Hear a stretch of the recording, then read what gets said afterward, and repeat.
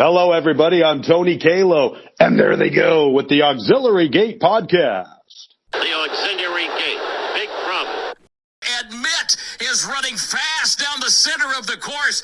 Next up, Admit Tabiti. Tabiti finds room, but can she get there in time? Admit has to jump on her. It is Admit, something about her. And next up, a late run from Classic Q, but it's Admit, John Velasquez to win the Bank of America Valley View Stakes. You're listening to the Auxiliary Gate Podcast, Kentucky's weekly horse racing discussion. And now, here are your hosts, Alan Schneider, Geoff Riggs, and me, C.C. Broaddus.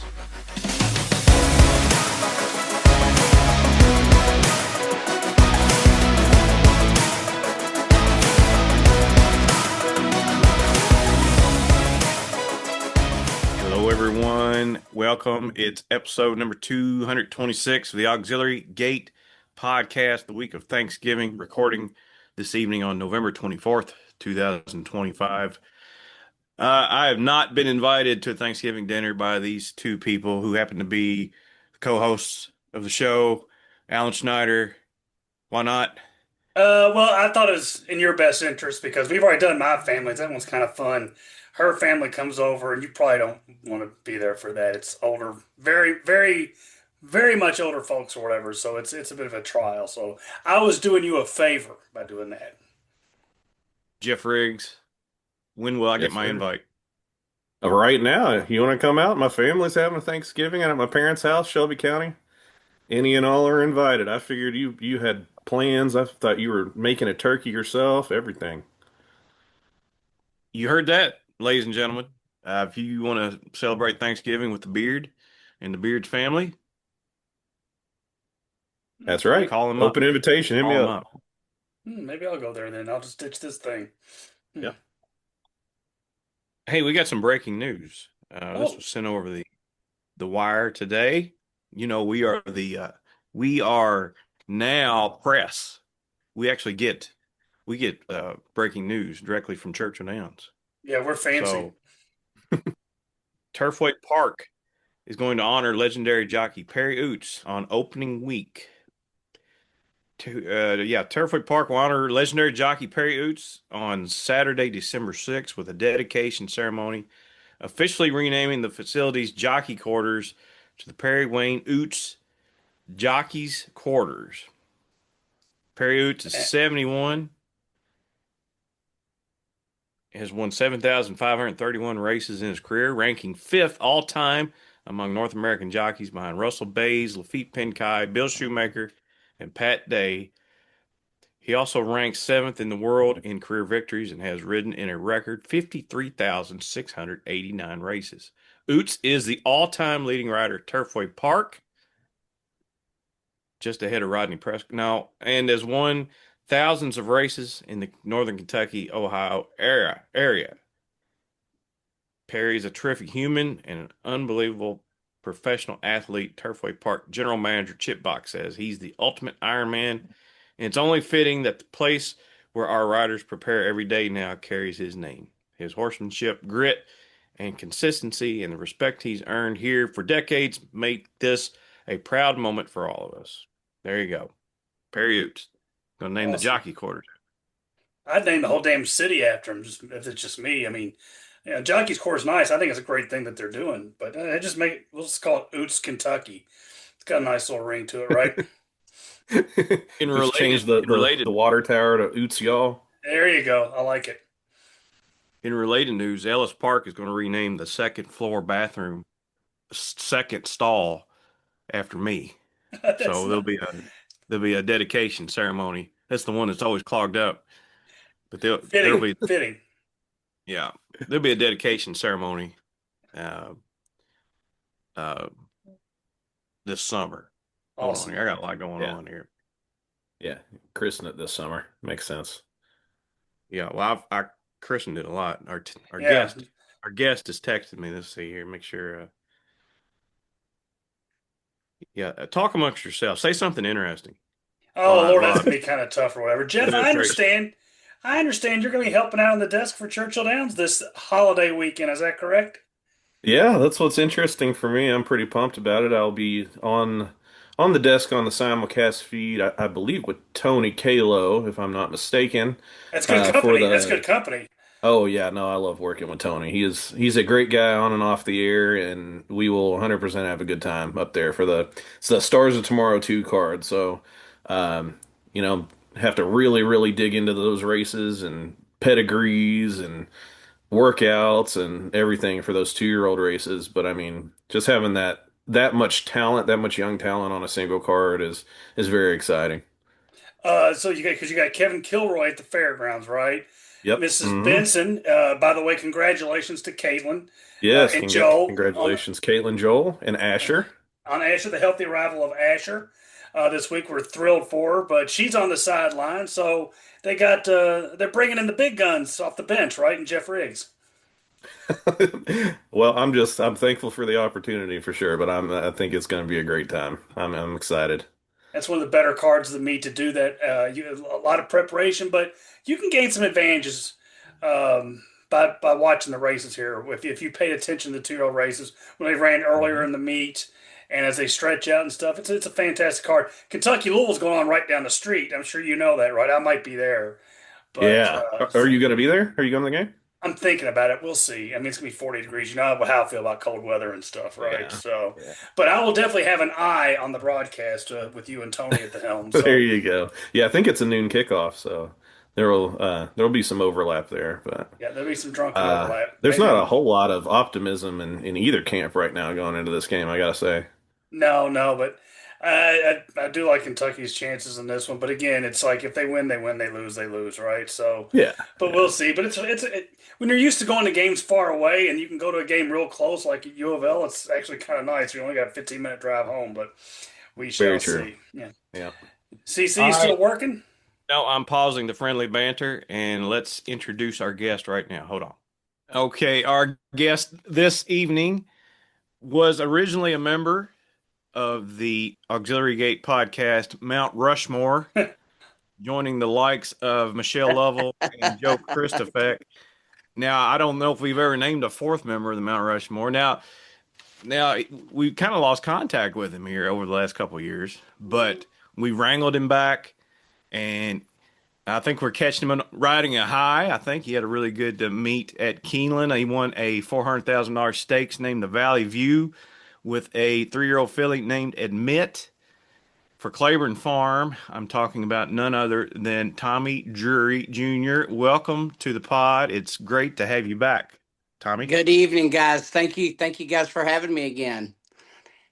Let's talk about your filly Admit. That was quite the effort. Kind of come out of nowhere. I mean, she fit in stakes company locally, and then just out of nowhere, she just kind of blossomed into a really nice stakes winning filly here and winning that race at Keeneland. Tell us about how this come about and how the big filly's doing right now. You know, I'd love to tell you a fancy story.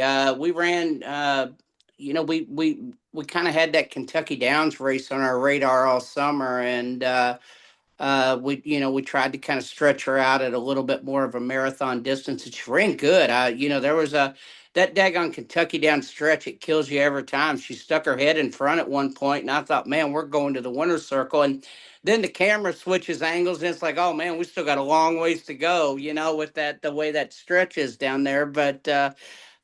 She hung tough. I believe she was fourth that day, and I spoke to Walker Hancock a few days later, and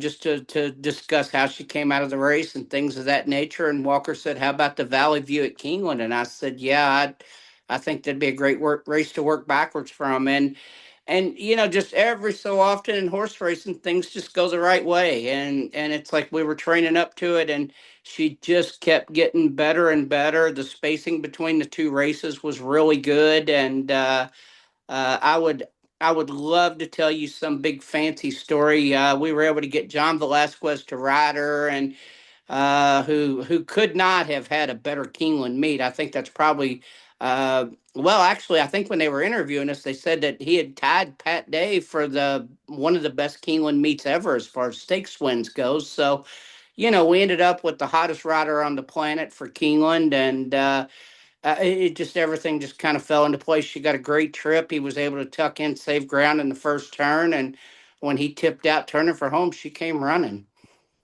Wanted to ask you about how you acquired the services of Johnny V, because is that something where you went to his agent, or did his agent come to you, or do you have to beg for something like that? How does that work with? Now Karen's great. Louis Saez has won some races for me, and Karen's helping Johnny now as well. And funny story. I won a race several years ago. It was actually for Claiborne at Keeneland, and it was a horse named Condemn. He had just broken his maiden in New Orleans, and we brought him to Keeneland for a first level allowance race, and I was able to get Johnny to ride. And I remember telling Johnny in the paddock, I said, if I could just have one picture with you on my wall, I'd be grateful. And I said, just one.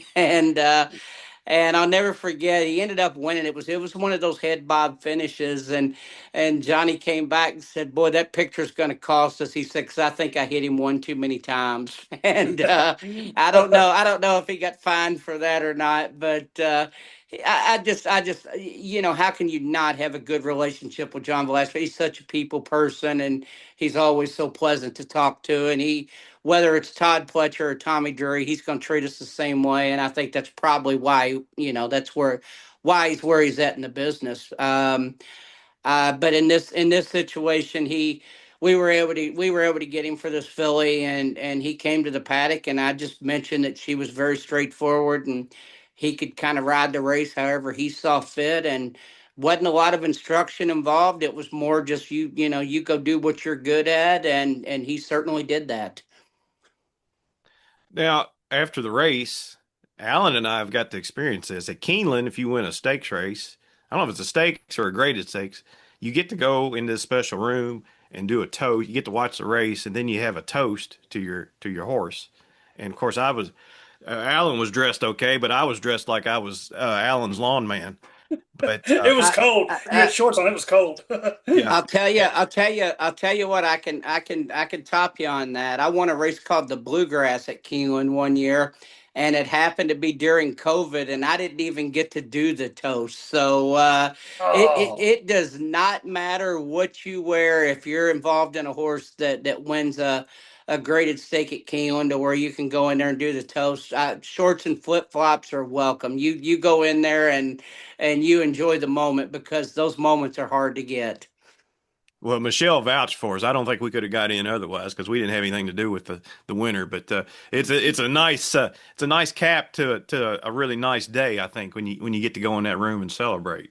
Yeah, it really is. It was such a special day. They were interviewing me after, and they said, do you have anything you'd like to add? And I said, yeah, I'm starting to think Keeneland needs to run year round. The two biggest wins of my career came at Keeneland, so it's almost one of them days where you're trying to contain yourself, you're trying to continue to be professional, you're trying to act like you've been there before. But you just get to be at a loss for words. I mean, it just you're kind of in awe of the moment, and where you're at and what you've accomplished. And it's for a guy that won his first race at Bluegrass Downs in 1993. I don't even know if you guys remember that track. It we was in do. We Paducah, do. Kentucky. For a The guy bull that ring. for a guy that won his first start there, to be able to win a graded stake at Keeneland, it was pretty special. Bluegrass Downs is gone now. That it's been gone for years. Yeah, No, yeah. it's no, I'm saying it's been demolished because I went down. Oh, I didn't I know was that. Oh, yeah, okay, I was okay. in Paducah last winter, and I made it a point to drive out to where it was, and it's the only thing left now are the where the stu or the camera towers are, and Okay, okay. that is the only remnant of Bluegrass Downs. It made me sad because I, I kind of wanted to check the place out. I'm in my office right now, and because it was my first career win as a trainer, I've got that picture hanging on the wall. It was a $3,000 claimer that I won, with a horse that I believe, I want to say we'd maybe claimed this horse on the bottom at Ellis Park, and we won a $3,000 claimer with him. I can't remember what the purse was, and it doesn't show it in the picture, but yeah, that's been a long time ago. All right, let's talk about this filly real quick. she started out won a couple races at Turfway, and then you decided to try her on the dirt in the Ashland Stakes at Keeneland. She didn't fare so well.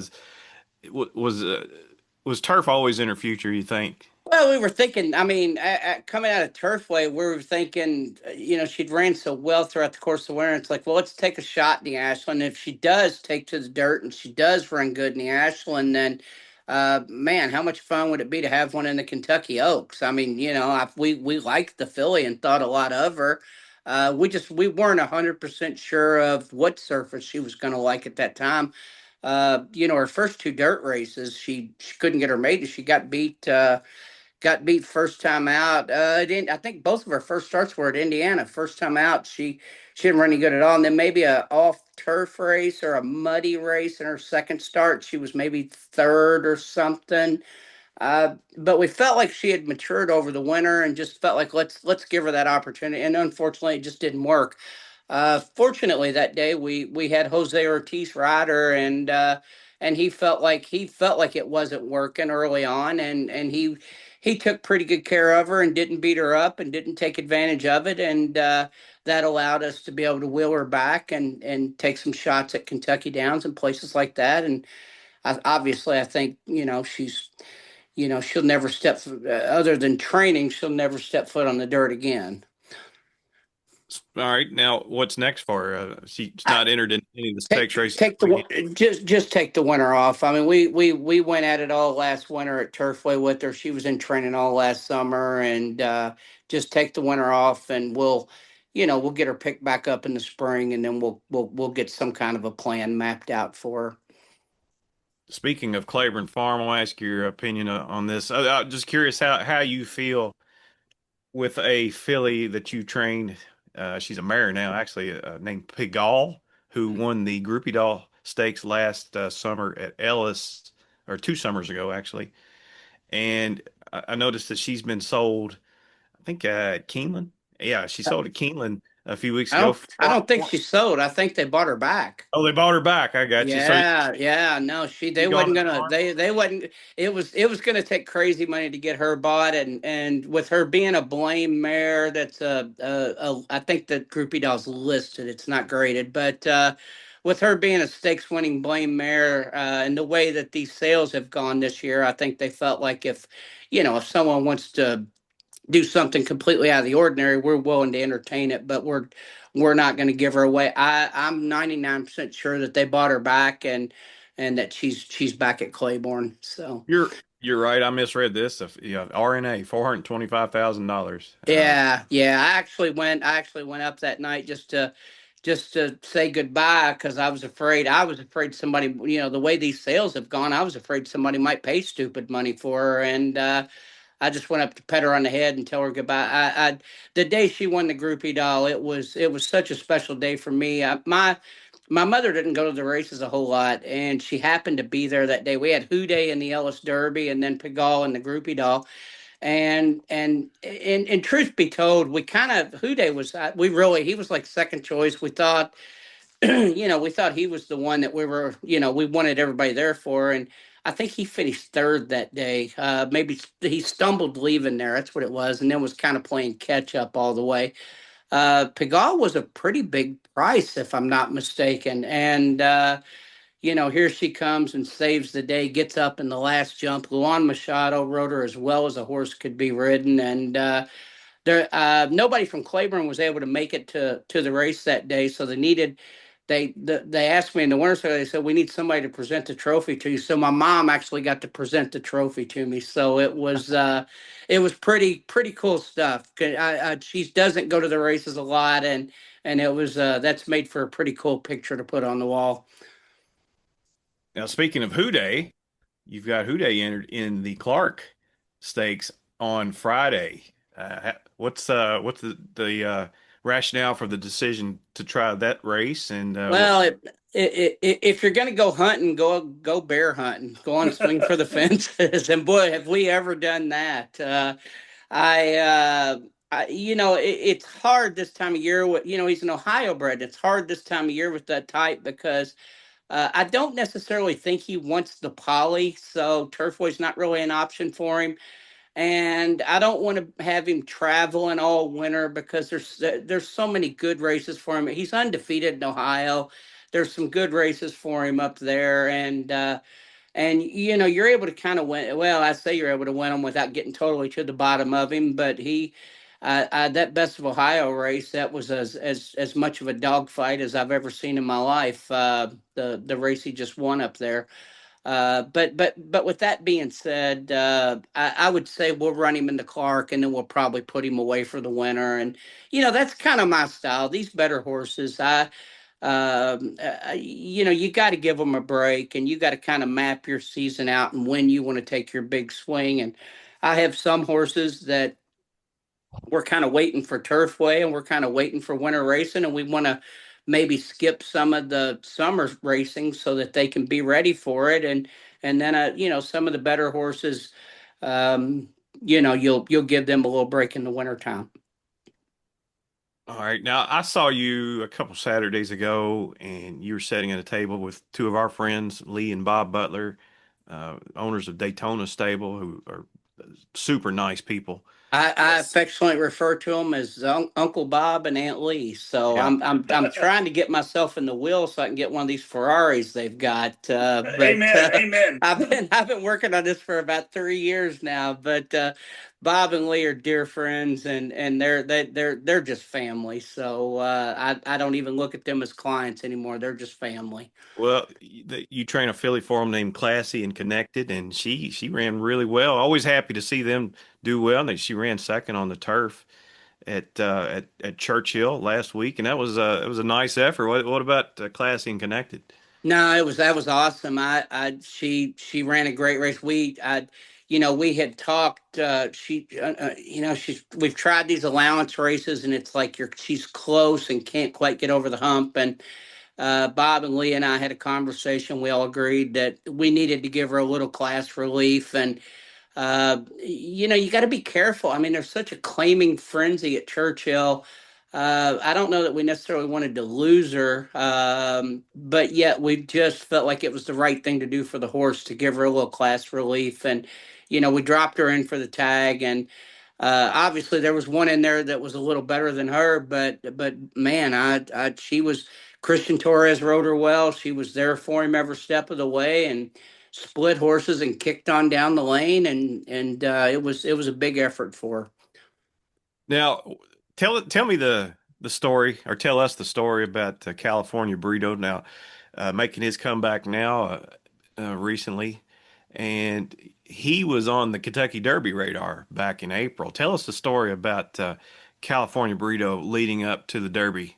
Well, I don't know that he was actually on the Kentucky Derby radar. We ran him into Jeff Ruby at Turfway, and I don't know if you guys saw the race. He turned for home, and he kind of opened up a couple on him, and I mean, he potentially looked like a horse that could be home free, and jumped a shadow. And right? at that point, it was the starting gate tracks. He locked he locked onto the starting gate tracks where they had moved the starting gates, and kind of threw his head up, and he wasn't sure if he wanted to duck away from them or jump them, or he just wasn't sure what he wanted to do. And he kind of got to him, and I don't know if he jumped him or he just kind of halfway stumbled over him, but in any case, obviously, a race of that caliber, it kind of killed our race. But he did have enough earnings and enough points to be considered on the Derby trail. So we nominated him to the Pat Day Mile, and we had already nominated to the Triple Crown when he won the John Battaglia.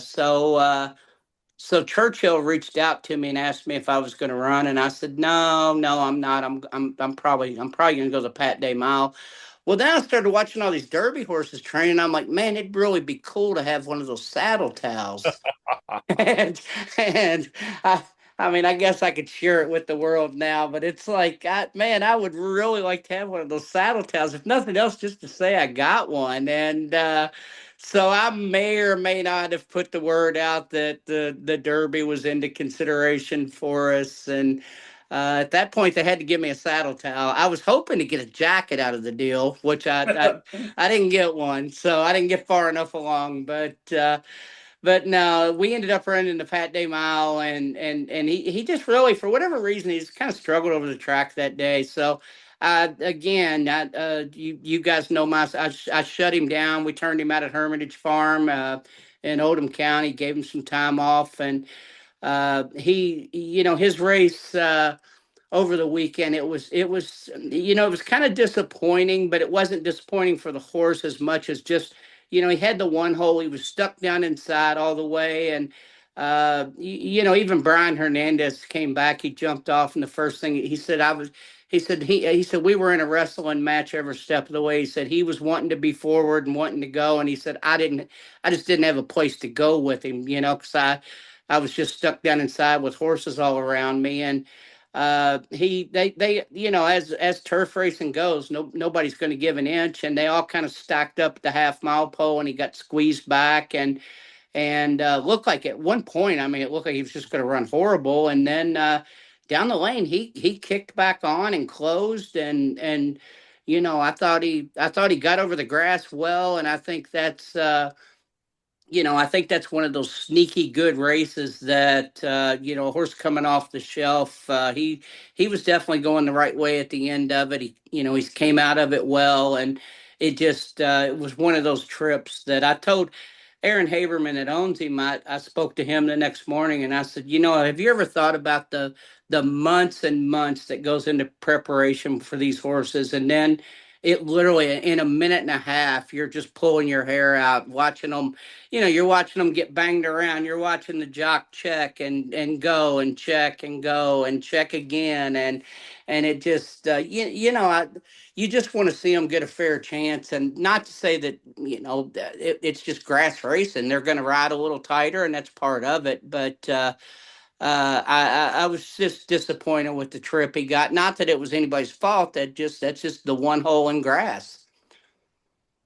Now there's a $250,000 race coming up at Turfway, I think, going 2 turns in a few weeks. Any chance that California Burrito could show up there?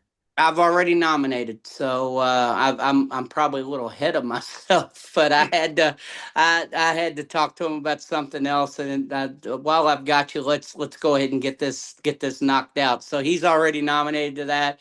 I mean, obviously, if he's good, and we feel like we feel like we're going to go over there and run well, then yes, we'll absolutely be there. If he's not good, or we hit a bump in the road, then we'll figure out what plan B is going to be. But one thing about it, we know he likes Turfway, and he's gotten over the poly well in the past. There's no reason to think he wouldn't get over it well again. So yeah, that's definitely in consideration. All right, Alan or Jeff, let's turn the floor over to you. You got any questions for Mr. Tommy Drury? I certainly do. Hey, Tommy, before I get going with you, you mentioned Brian Hernandez. How is Brian doing? I know he had the really terrible spill. It's remarkable that he got back this quickly, but he is now back. And I know you guys are really tight. How's he doing these days? I mean, it's a pretty quick recovery. It was. I mean, obviously, when he first came back, he breezed a couple horses for me one morning. You could tell he was still sore, but you also have to remember Breeders' Cup was still on the table, and he was just doing everything in his power to get back and try to stay.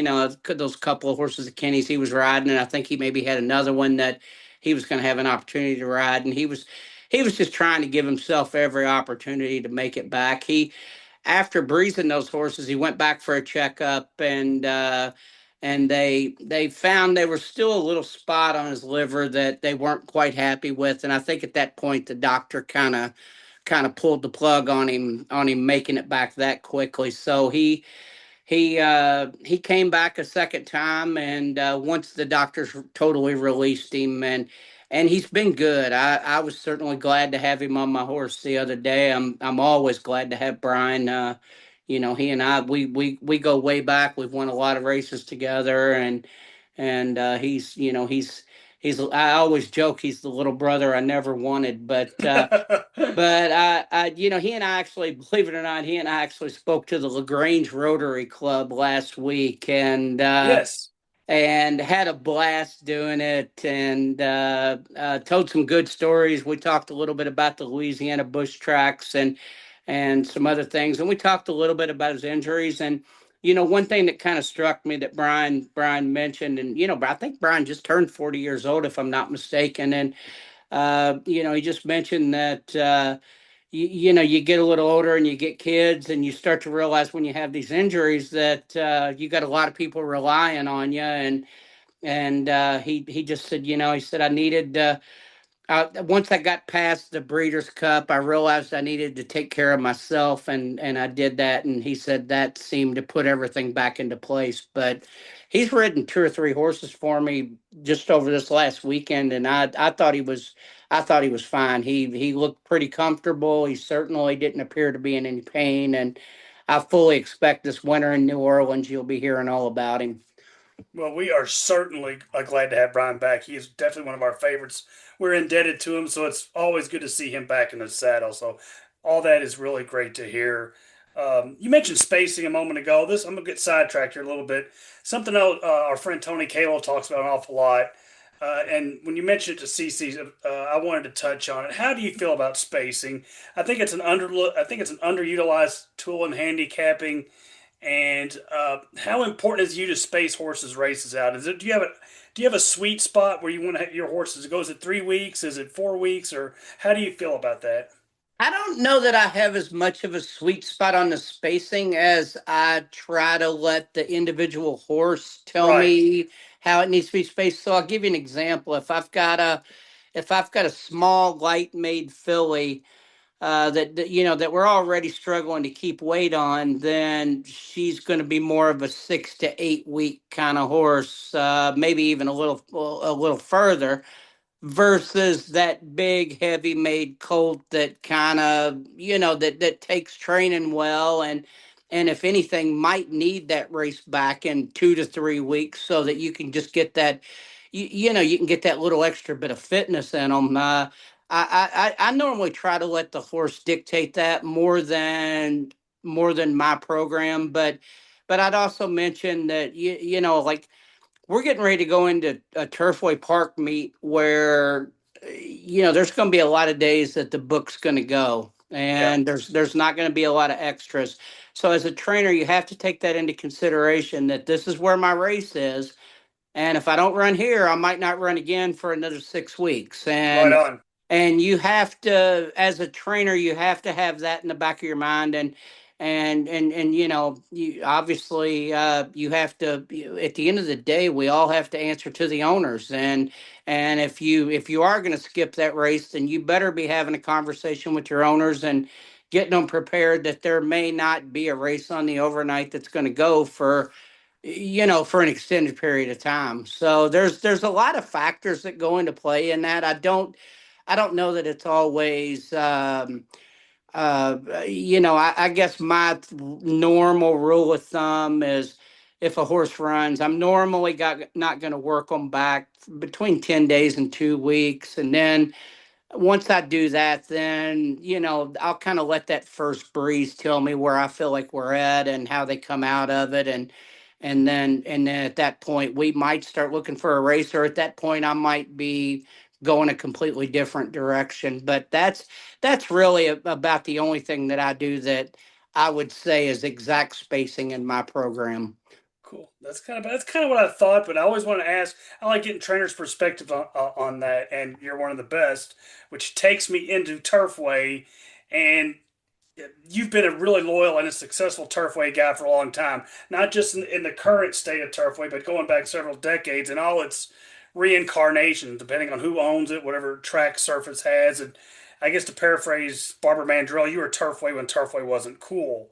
Um, what is it about your program that consistently leads you to that type of success at that track, especially now that so many other bigger barns actually making it part of their regular routine? What is it about Turfway that has you have succeeded at for so long? Well, for years and years, I mean, you got to remember, I'm getting the second string horses for Claiborne Farm, or Bill Mott might leave one with me, or Shug McGahee, or Christoph, or one of those guys, and it's usually a filly that needs to get her maiden broke, and she's going to stay in Kentucky for the winter so she can be bred in the spring, And that's given me so many opportunities to not only to get my foot in the door with some of these clients, but to just win races. Well, now again, I said years ago. Now today, Turfway's just it's a I say it 3 days a week. Turfway Park is an entirely different animal now. Amen.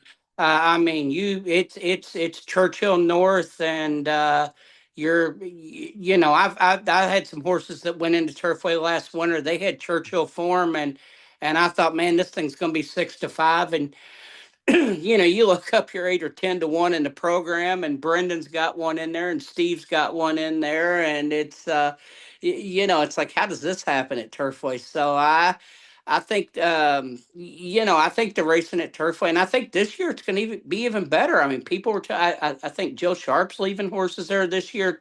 I think Steve Asmussen's leaving more horses in Kentucky this year, and I think this year it's gonna be even tougher. So we'll see how things shake out, and hopefully we can get lucky and win a few up there. But I can tell you, we're certainly not going into it arrogantly. We're going into it crossing our fingers, and like I said, we're hoping we can just win a few races and kind of keep our head above water. Yeah, but I think more so with you, maybe some of those other guys, you probably have horses that you are decidedly pointing to that meet. Is that fair to guess?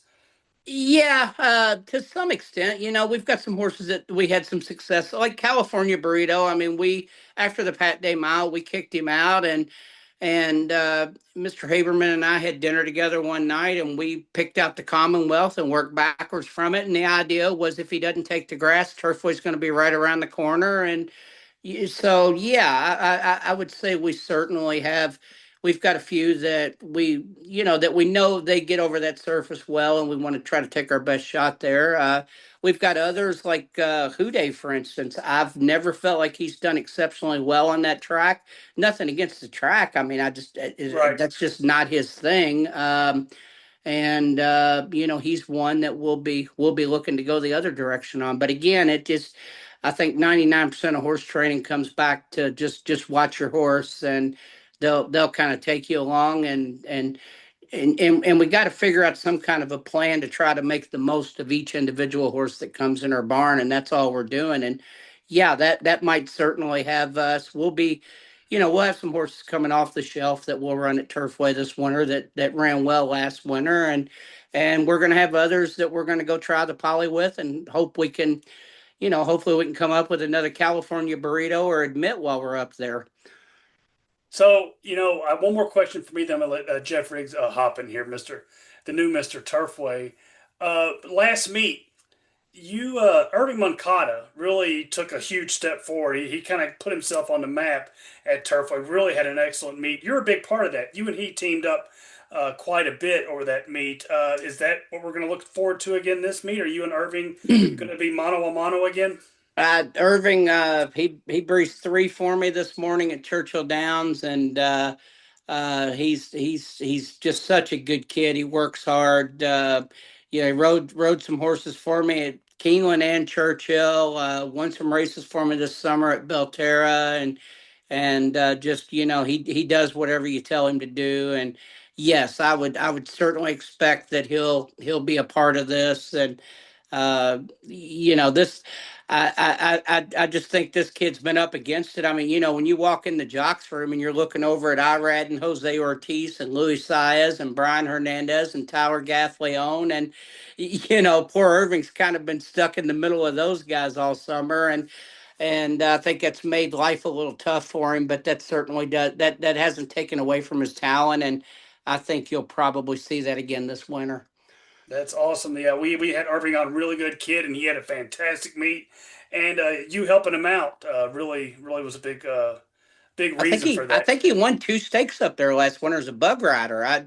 If I'm not mistaken, I know he won on California Burrito, and I think he won on John Enos's horse, the Sprint stake. I can't Feeling remember. hot or smoking hot or feeling hot or hugging hot. Something that Edgar couldn't ride, and Irving picked the mount up and won on the horse. So no, he did great last winter, and I fully expect. I know he's working hard. He's out there every morning, and I fully expect that if the same people that used him last year will give him another crack, then he should be fine.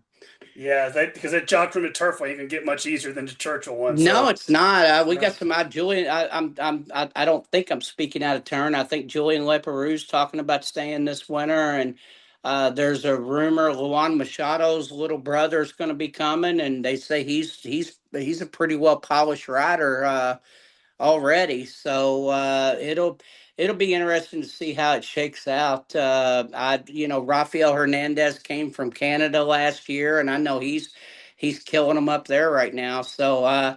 Yeah, it'll be a good jock calling. It's just going to be good all the way around, and that's it's just a reflection of Damon Thayer and David Osborne and everything they did in Frankfurt to make sure that Kentucky racing got its place back at the head of the table. And boy, did they ever knock that one out of the park. you got that right. There's no doubt about that. All Yeah. right, Geoff.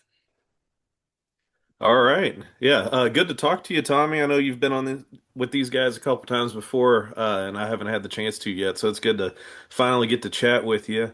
One thing about the racing community is there are all kinds of personalities, ton of really genuine people around. But I've heard from multiple people that you're their absolute favorite trainer. So that says something to me. Well, it's nice to have everybody fooled. I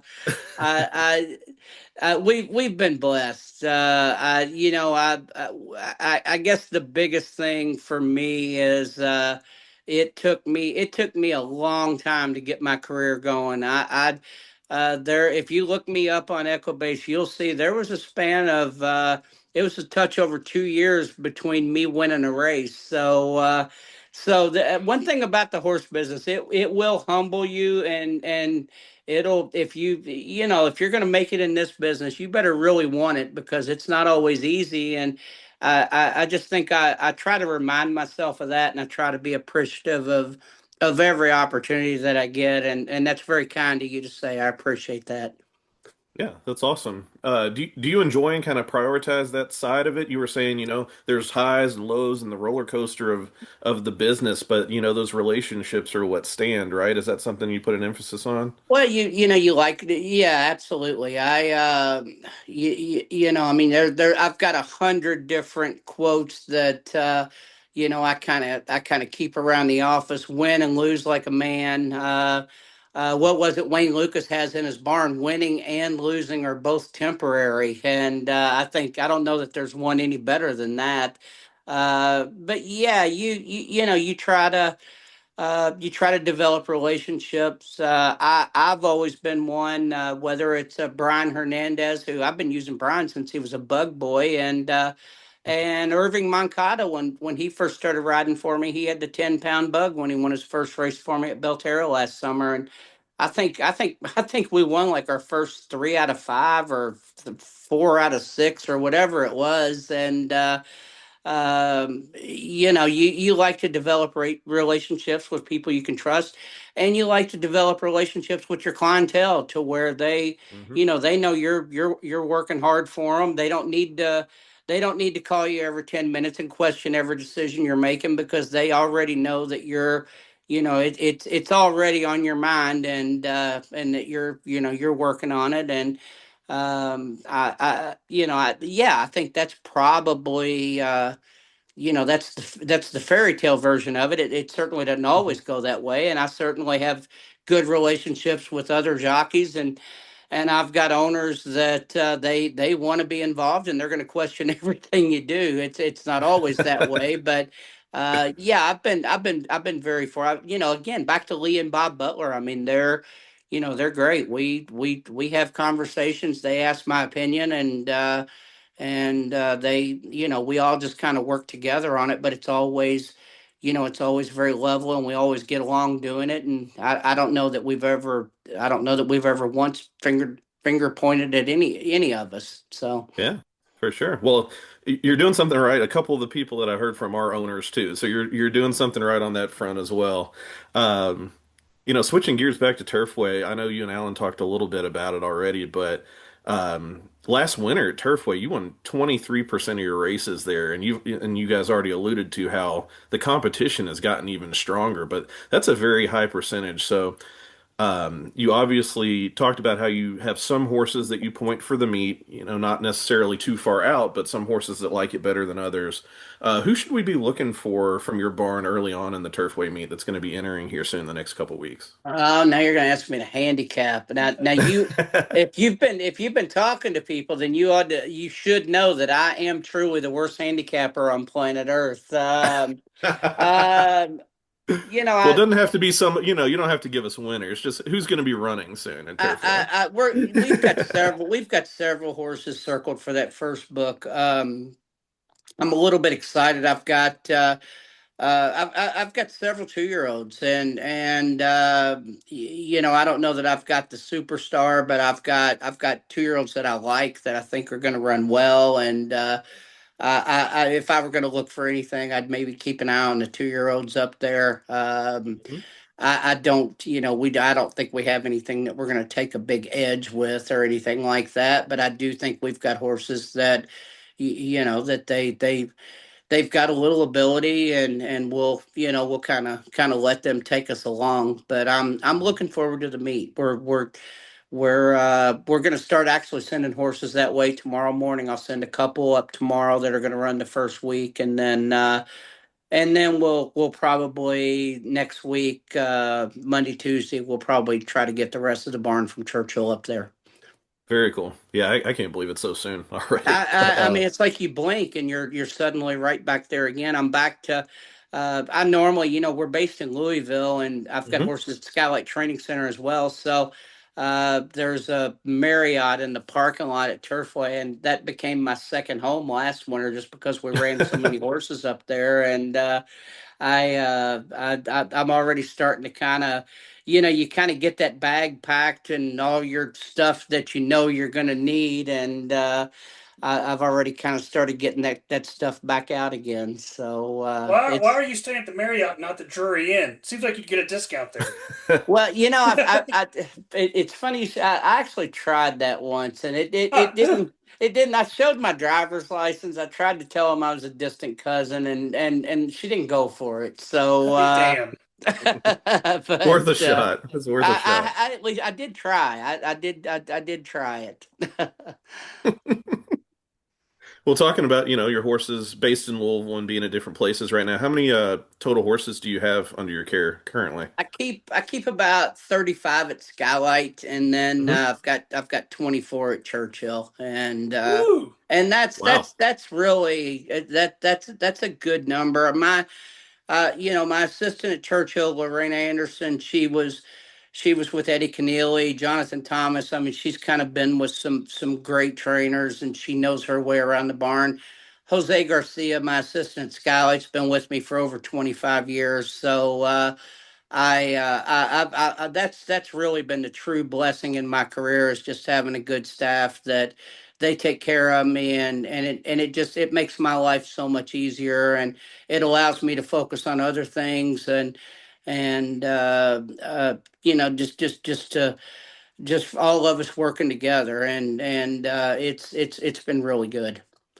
Wow. That's a pretty big number. That's what, almost 60 combined, right? So yeah, you have to Hmm. definitely trust your people at each location, very, very much to pull that off for sure. But with Yeah. those kind of numbers, I'm sure we're gonna see you all over the entry box at Turfway coming up here soon, right? Yeah, I think we'll probably be busier at Turfway than we have the rest of the year. And I think a lot of it's just the timing, because some of these later 2-year-olds are starting to get ready now, and they're getting close. And if anything, I mean, my biggest concern is these races, the book's going to go, and it's not like there's going to be a lot of extras on the overnight. And Yeah. I think my biggest concern is we got to figure out how to get all these things ran while we're there. So hopefully the field sizes will be like they were last year. Hmm. I've been told that there's been mention of adding an extra day or an extra race, and they're kind of toying with some different ideas, and it'll be interesting to see how the meet goes. Yeah, absolutely.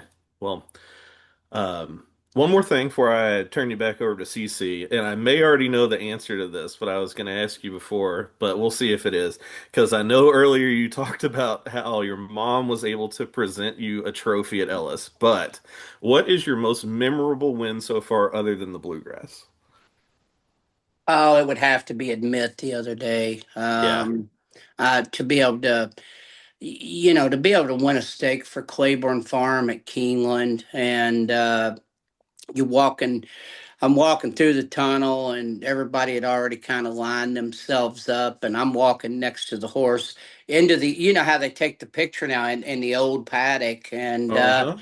and walking through the tunnel, and you look up, and there's Walker and Dell Hancock, and Seth's wife Mrs. Hancock was there, and Bradley Purcell, the farm manager, and a lot of the staff was there, and just to suddenly be reminded of all the trainers that have won stakes races for Claiborne, and now you're suddenly a Yeah. part of that. That was one of the coolest. It was one of the coolest moments of my life, without a doubt. So I would have to say that one.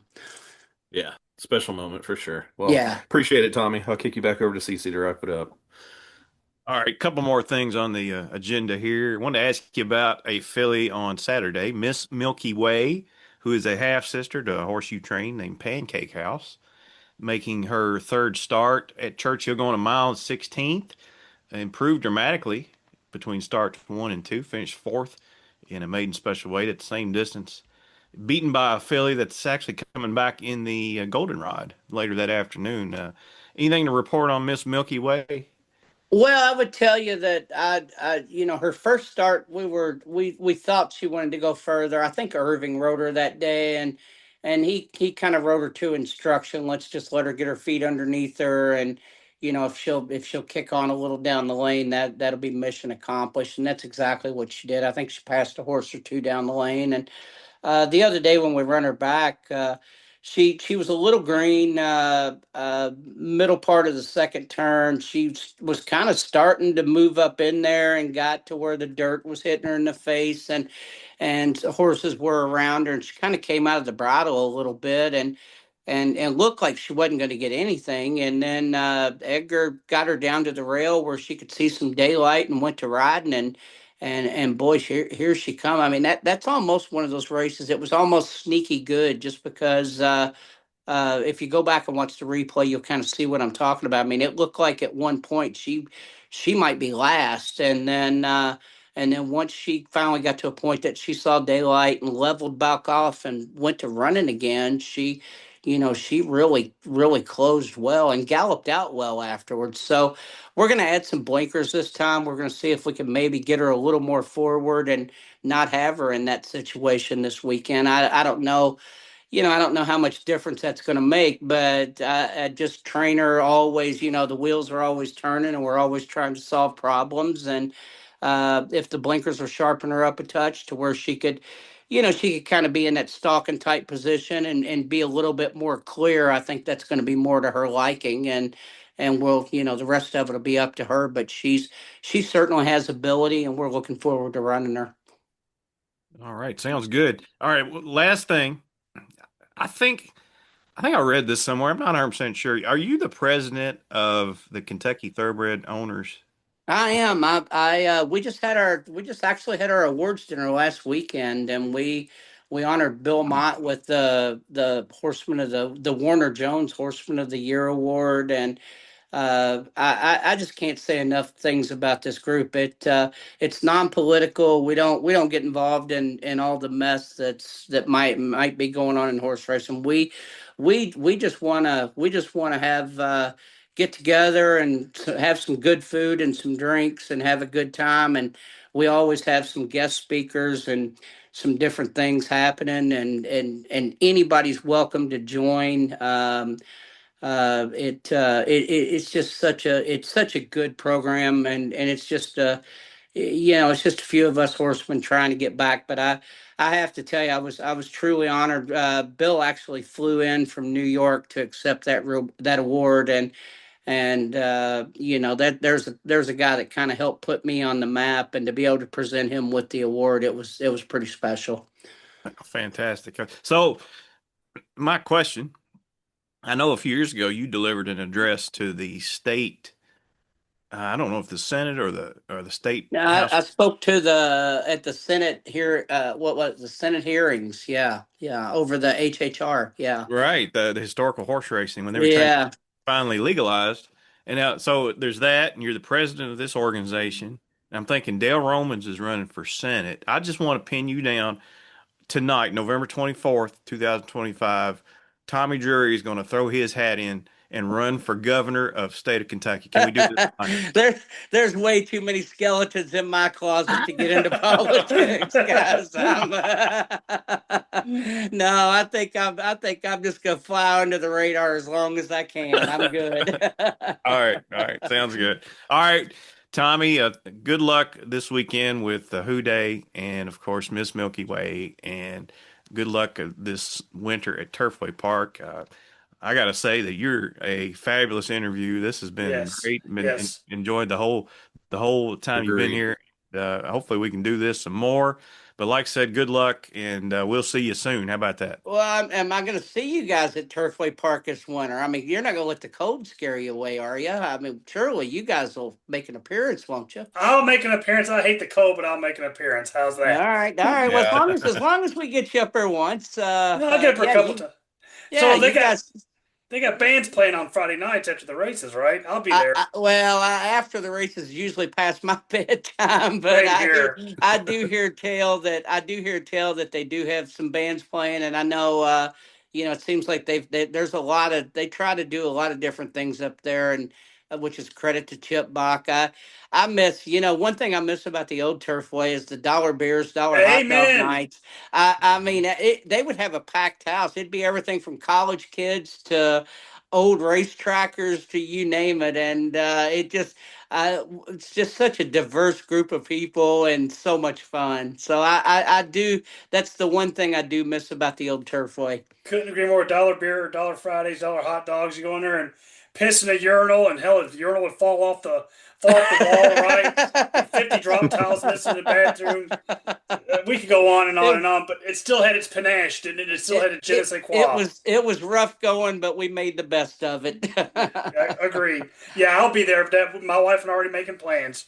Fantastic. We'll look forward to seeing you guys up there, and thank you again for having me. I've enjoyed it. All right. Thank you, Tommy. We'll see you soon. Yes, sir. Okay, couple items of interest we need to discuss. Geoff, you brought this to our attention Sunday evening at Evangeline Downs in Louisiana. An ambulance was going the wrong way during a race on the rail in a 4 furlong quarter horse race, last race of the day. Horses break from the gate, they head to the turn. And Stakes race. Was it a stakes race? Yeah. Yeah. And they meet the track ambulance on the rail going the wrong way. There's a lot of questions Yeah. I have about this. Mainly, will my questions ever get answered? And I think we're Monday night. Did this happen last night? 2 nights ago. Saturday night. So was it Saturday? No, okay, Saturday night. I'm sorry. So yeah, it's Monday night. We still don't have any answers on this. I'm not sure if there's any will to get the answers. So when they do that, we're left to surmise our own opinion. And this is where conspiracy theories pop up when we don't get the official story. And what do you make of that? What's going on here at Evangeline? Go ahead, Geoff. Well, I think we have not. First of all, we haven't heard an official statement from anybody that I've seen. And if there is one out there, somebody send it my way. But I think they're just trying to figure out how the hell this could possibly happen. Because just from my thinking, there has to be just a lot of safeguards in place that were not followed for something like this to happen. First of all, obviously the ambulance driver. They should never be on the inside rail ever, as far as I know. I've never seen an ambulance on the inside rail ever. I would think that would not ever happen because of safety reasons. That baffles me. That one baffles me, but keep going. Yeah, I don't get it. I don't get why they would still be driving directly at the gate on the inside when the race starts. I don't get why the starter started the race without the ambulance in place, even if you couldn't see where the ambulance was. I thought that was on the checklist. I believe, I don't know if it's stewards or somebody else, but I think that's part of their pre-race checklist is check that the gate's in the right spot, that the ambulance is in the right spot, all the horses are where they're supposed to be. Like I think that's on their checklist too. So then if there's anybody else in the ambulance, add that person. So that's at least 5 or 6 people from my count that just like grossly messed up here. I don't know. That's kind of my feelings on it. What do you think, Alan? Yeah, I want to add to that because something Jason Beam was talking. I listen to Jason Beam every day, and one of the things he was talking about is this is a big thing. This is a big thing that I missed initially. Louisiana doesn't have HISA. Now that's a good thing and a bad thing depending on how you look at it. No, but what HISA would do, at least what I would do, is it makes sure that protocols are in place, right? And ostensibly. Right. So and this goes back to the thing at Saratoga that I kind of went on and on about when they ran a race at the wrong distance.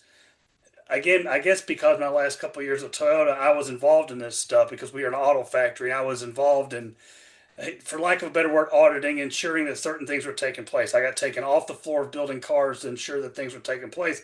And initially, I thought it was kind of a silly paper pusher job, but no, it's not. You're making sure your jobs are making sure that people are that are not only implementing protocols but following them. Not to be a dick, Yes. but to make sure that people don't die in a lot of ways. Yes. And to me, there could have been all kinds of fatalities. There probably should have been if it weren't for the miracle workings of some of those jockeys. Yes. So, and that goes back to what I was saying, going back to the Saratoga thing at the wrong distance. And I made a big deal about that, as it should have been. And that was just, they ran a race. This could have been like a multi-person equine tragedy because someone is not developing protocols and following protocols. And it sounds lame and it sounds boring, but procedures are to be implemented, procedures are to be followed and carried out, and it's someone's job. Now, maybe these racetracks don't have enough people to implement these things or follow, but again, it's in that case, and don't run the races. That's what happened there should never happen because we were inches away from a nation like a catastrophe. Even with nothing happening, this has been one of the very, very few horse racing events outside of the Kentucky Derby each year that people in my life who know nothing about horse racing have reached out to me about and been like, Geoff, what happened here?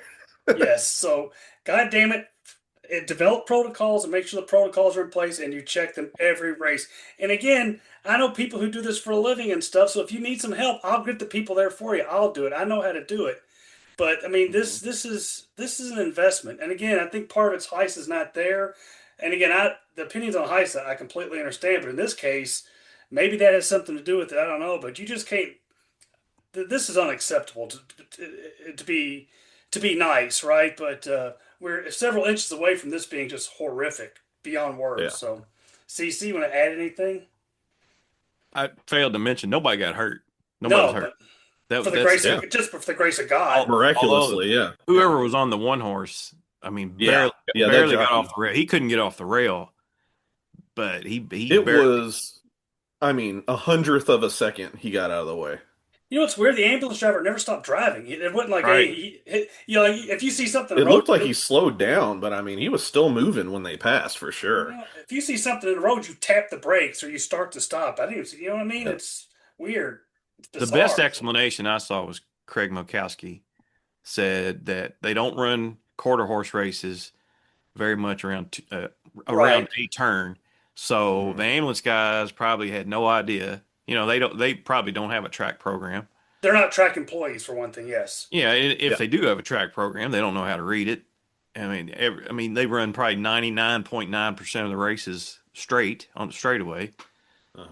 But I've never in my life, and I've never been to a quarter horse track. I don't think I've never seen an ambulance ride the rail. That was strictly forbidden. And like Alan said, that the horse or the ambulance didn't stop driving, which was odd. The funny thing that the track announcer totally missed it.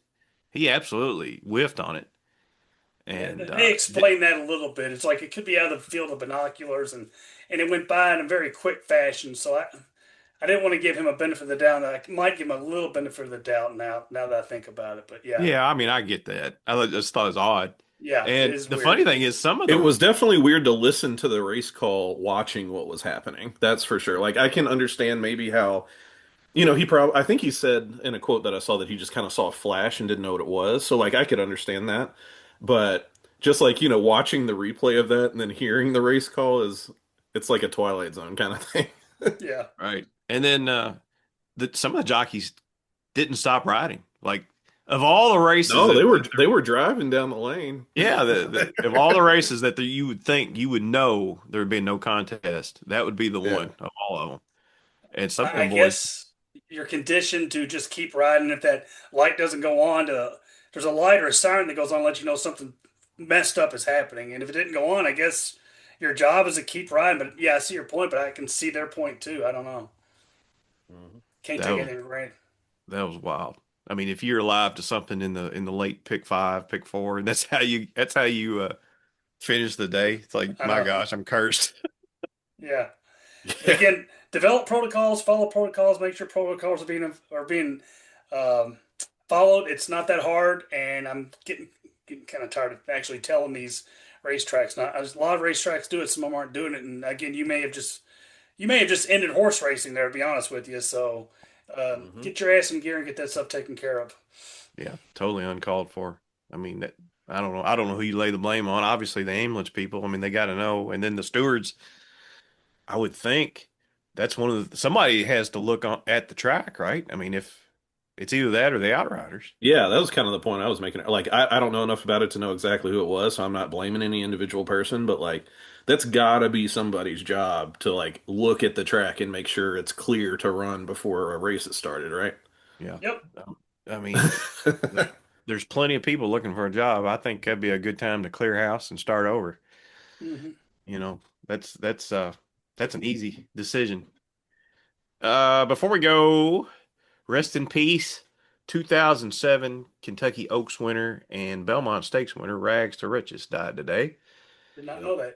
Did not reproduce herself in the barn, in the broodmare barn, but yeah, beat Curlin in the 2007 Belmont Stakes, one of the best races that you'll ever see.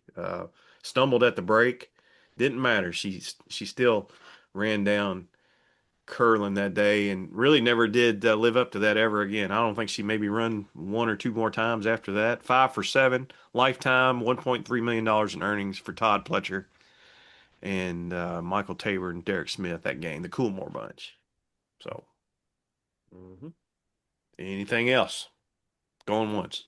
Going twice. Clark this weekend. Good luck to Chunk of Gold, and Yeah, that's a good race. it is. Clark's a good race. Clark got the Fall City and the Cardinal on Thursday, and you've got the Clark on Friday, and you've got the Kentucky Jockey Club and the Goldenrod and a couple of minor stakes on Saturday, and then you've got a 1 mile. Is it the Cherokee? The Cherokee Mile on Sunday to cap off the meet. So great weekend, a lot of races, a lot of different ways to lose your money. So good luck to everybody.